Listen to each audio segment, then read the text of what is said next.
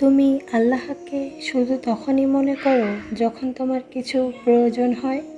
আচ্ছা, আল্লাহর সাথে তোমার সম্পর্ক কি শুধুই লেনদেনের? তুমি আল্লাহর ইবাদত এই জন্যই করো যে তোমার চাওয়াগুলো পূরণ হয়ে যাক। তুমি কি আল্লাহর ইবাদত আল্লাহকে খুশি করার জন্য করতে পারো না, যে তোমাকে এত ভালোবাসে? আসলে আমরা মানুষ অনেক বোকা। আমরা আল্লাহর ভালোবাসা বুঝতে পারি না। আল্লাহর ভালোবাসাকে আমরা আজাব মনে করি। আল্লাহ ভালোবাসেন বলেই তো দুঃখ দিয়েছেন।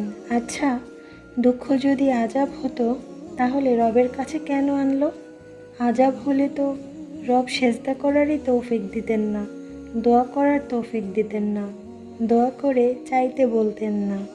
তাহলে সেটা কিভাবে আজাব হয়? কতই না ভাগ্যবান সেই মানুষগুলো যারা নিজের মনের কথাগুলো আল্লাহর কাছে বলতে পারে, আল্লাহর সাথে সময় কাটায়। আল্লাহ তাদেরকে কতই না ভালোবাসেন।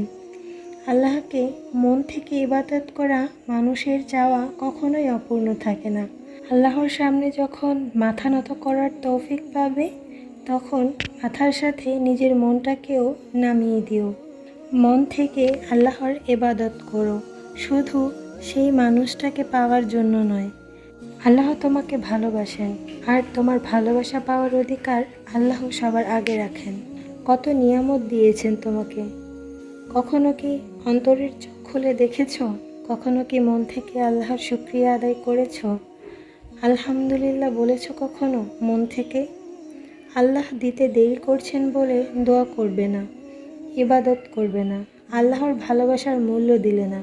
এতদিন কি তুমি বেঁচে ছিলে না যে এত কষ্ট পাচ্ছ? তাকে না পেলে আল্লাহর উপর নারাজ হয়ে যাবে। প্রতিদিন তুমি কতই না গুনাহ করো, তোমাকে কি তোমার গুনার সাজা সাথে সাথে দেওয়া হয়? তাহলে দোয়া কবুলতের দেরি দেখে তোমার আর ইবাদত করতে মন চাইছে না কেন? এই কথাটা জেনে রাখো।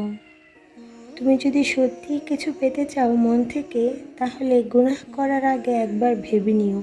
কারণ গুনাহ করা দোয়া কবুলিয়তে বাধা দেয়, আল্লাহকে অসন্তুষ্ট করে। হতে পারে তুমি একটা গোলাপ চাইছো, আর আল্লাহ তোমাকে দেরি করে পুরো গোলাপের বাগান দিতে চায়। আল্লাহ সব সময় উত্তম জিনিস দেয় সঠিক সময়ে। আর যদি তোমার থেকে কোনো কিছু কেড়ে নেয়, তার থেকেও ভালো কিছু তোমাকে দেয়। আল্লাহ তার নবীদের বিপদ দিয়ে পরীক্ষা করেছেন, তাদের ধৈর্য আর আল্লাহর প্রতি তাওয়াক্কুল দেখার জন্য। আল্লাহ তার রাসূলদের অনেক ভালোবাসতেন, তাই তাদের পরীক্ষা নিয়েছেন। আল্লাহ তোমাকেও অনেক ভালোবাসেন, তাই তোমারও পরীক্ষা নিচ্ছেন। তুমি যদি ধৈর্য ধরতে না পারো, তাহলে আল্লাহকে বলো তোমার মন পরিবর্তন করে দিতে।